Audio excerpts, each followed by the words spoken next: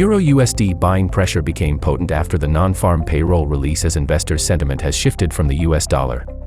The weekly price of EURUSD is trading above a crucial Fibonacci level, which may indicate a bullish trend continuation opportunity for the coming days. The 61.8% Fibonacci retracement level from 1.083 swing low to 1.100 level is at 1.097 level, which is above the current price.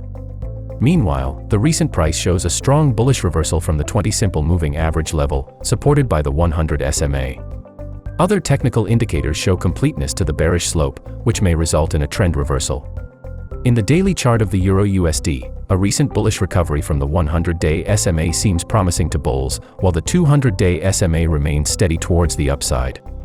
On the other hand, oscillators have started moving higher, where the current relative strength index moved above the neutral line. In the most recent price chart, the resistance is available at the 1.105 level, below the other important one at the 1.110 level.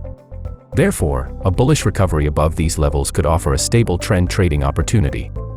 On the bearish side, investors should keep a close eye on the 1.100 level, where a bearish D1 candle below this level could lower the price toward the 1.083 area.